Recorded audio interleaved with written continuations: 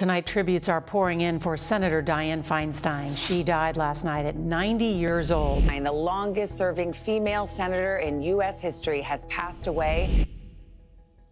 So you are a young politician, bursting with passion and a strong desire to make a change, and you have just gone through the rigors of the election trail and landed a hard-fought election to represent your constituency in Congress. You have started your journey to the American Congress, the most powerful legislative organization in the world, the champion of lawmaking in the free world. As you step into the grand halls of the Congress for the first time, you participate in a rich political history. A history that goes a long way back to 1789 when the first Congress was convened to make laws and defend the interests of the thousands of people who put their faith in them. You also share in the pride and honor of those who have gone before you, to be that member of the district whom the people elected to represent them in the prestigious Capitol Hill. The fact that you are young means that you also share in the kindred spirit of the first Congress, whose average age was just 45.1 years. The spirit of young men making their way to the corridors of power at an early age and spending their youth building the country they swore allegiance to. But has the story always been beneficial to the American state? How have these young minds participated in building America into arguably the greatest country in the world? This story has produced a rich history of young prominent names like 43-year-old John Adams and even younger 33-year-old James Madison, who served in the very first Congress.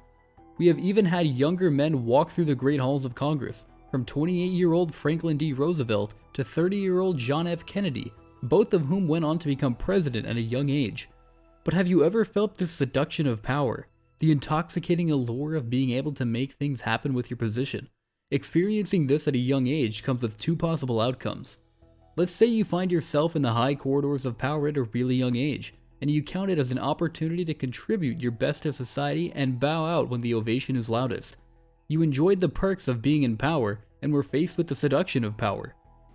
Today I'm announcing that my office has obtained a 3-count indictment charging Senator Robert Menendez, his wife Nadine Menendez, and 3 New Jersey businessmen, while Hannah, Jose Uribe, and Fred Davies, for bribery offenses.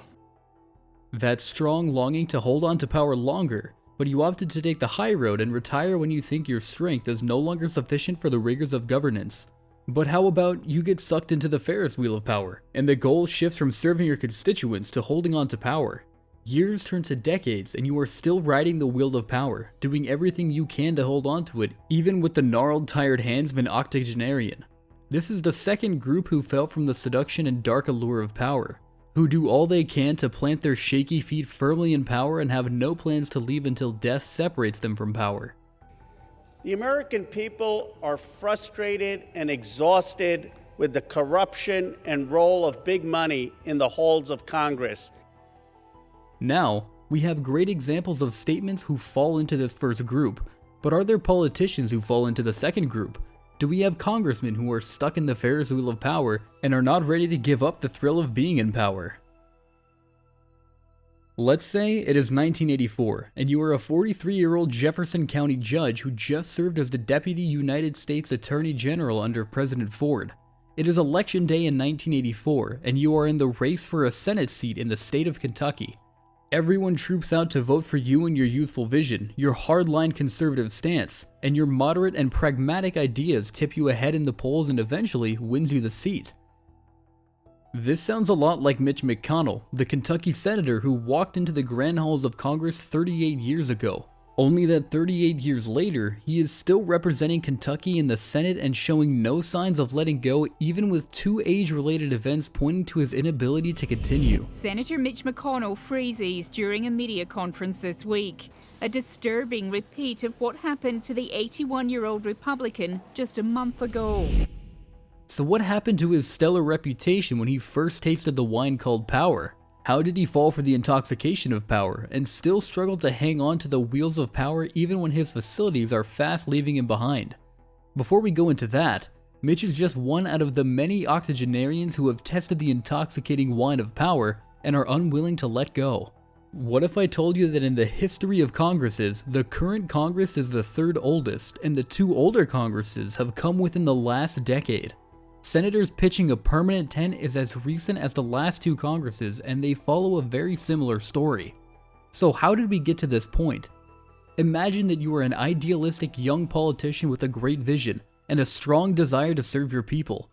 So you start with visits to campuses, set up town hall meetings where you discuss your policies, arguing and trying to prove to everyone that you are the best person for the job. With all these characteristics, you gather the people on your side and most likely unseat an incumbent from a different generation. You know the usual stereotype, old and out of touch with the current realities faced by the constituents. However, power has proven time and again to be a double-edged sword. So, the young, impressionable senator makes it to the Senate chambers on the back of the people's will and desire for change. In the first few years, you start out as a representative of the people pushing for bills that will bring the needed development to your constituents and affect their life positively.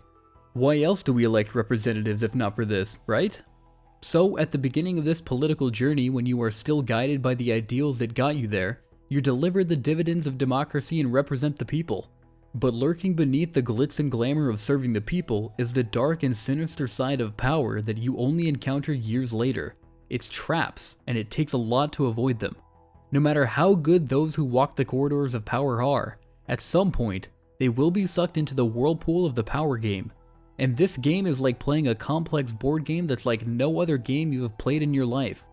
In the game of Congress, you change positions the longer you stay within the walls of the hollowed chamber, and learn the ropes of the dark transactions, allegiances, and power play that goes on behind the clatter of arguments, readings, and votes. You start off as an inexperienced pawn, moving according to the whims of the kingpins. But it hardly ever stays like that because as an inexperienced pawn, you learn the ropes and with time grow into a kingpin.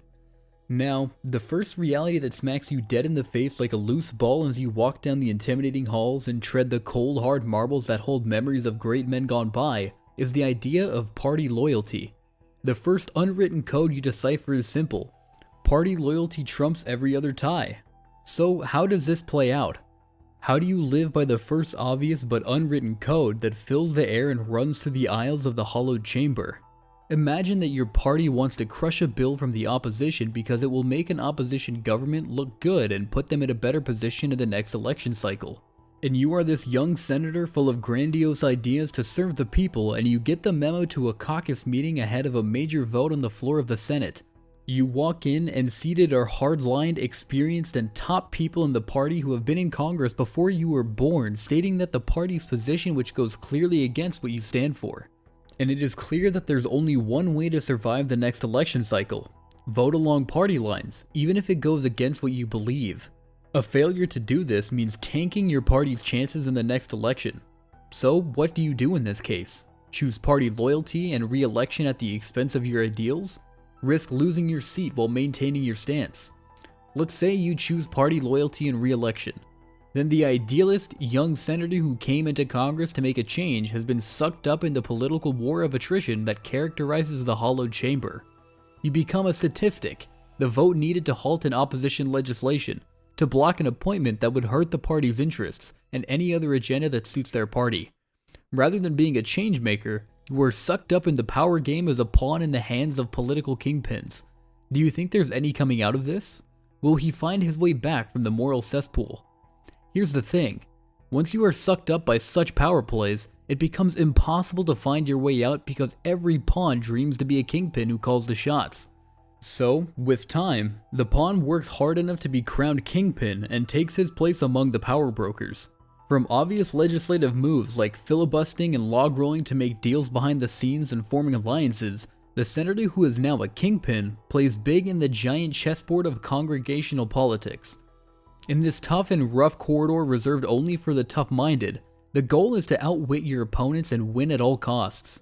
So everyone who plays this game strives to be steps ahead of his opponent, with carefully calculated moves such that every piece in this giant chessboard knows its role and makes the right moves to land the ultimate goal, consolidating power. So the US Congress, an institution with a stellar reputation and a strong history that runs back many years, has become this huge machinery that swallows young political minds itching for change and churns them out as power-hungry old politicians serving their personal interests and willing to do anything to hold on to power for the rest of their lives.